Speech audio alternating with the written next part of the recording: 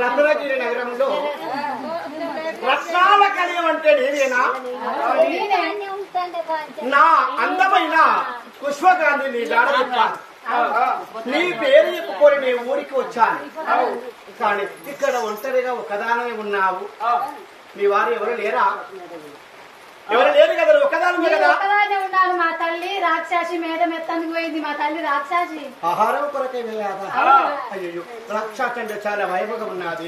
నన్ను వధించున్న సంపుడు. అయినా నువ్వెందుకు వచ్చినావు ఇక్కడికి?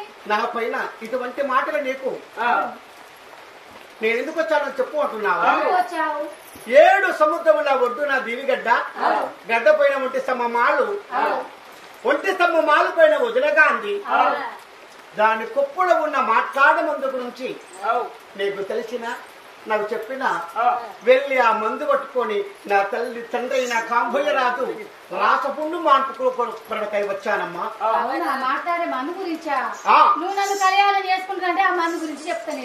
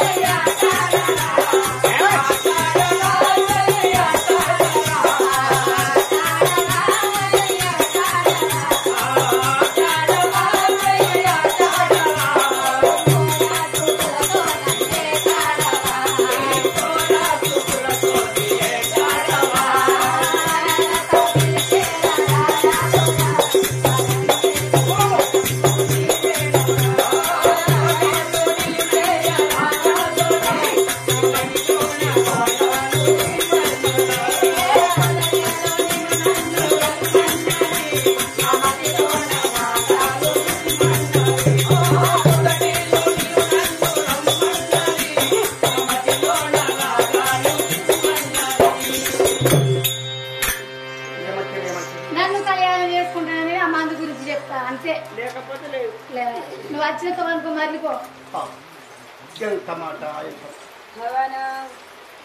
తండ్రి బాధ ఈ కొడుకుకు తెలుసు. నేను ఏ దారి దుంటి వెళితే ఆ మాట్లాడే ముందు కాస్త దొరుకునేమో. ఈ దేవత సహాయము కోరి నేను వస్తే నన్ను ఇటువంటి మాటలు అడుగుతా ఇది బుద్ధి తగునాని ఇటువంటి మాటలు ఏ రోజైనా ఆడరాదు. పరభృతులు చూసిన పరవారి దైవము మట్టి పాలే కదా. పరవారు దైవము ఎన్నటి అయినా కూడా మట్టి పాలే. మనకు ఇచ్చిన దైవములో భగవంతుడు ఇచ్చిన ఏదైనా మంచిది అది పరమన్నం అంటే భోంచేసేలా మనకు అరుగును. దేవుడు మన జీవించు పరవారు సొమ్ములు ఏనాటికి మనకు కావు. చాలా పుణ్యకాలం నాకు దారి జీవించవా. శ్రీరాంపురం బొక్కల మరడు మీద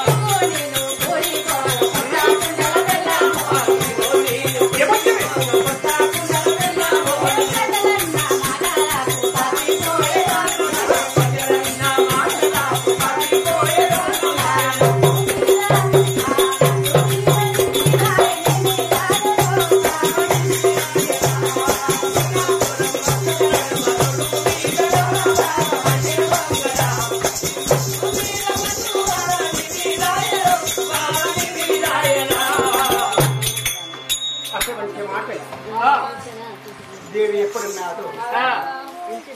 ఒకవేళ నిన్ను కళ్యాణం ఆడాలంటే ఆ వదిలే గాంధీ జాడ చెప్తా, లేకుంటే నేను చెప్పను. దేవి నేను తిరిగి రావగా నేను కళ్యాణం ఆడతాను.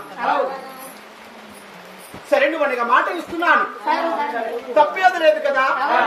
అంటే ఆ వదిలే గాంధీ దేవికైనా జాడ ఎలా తెలుపుతున్నానంటే ఇక్కడ యామడ దూరం ఉందన్న మునీశ్వరుడు ఉన్నాడు.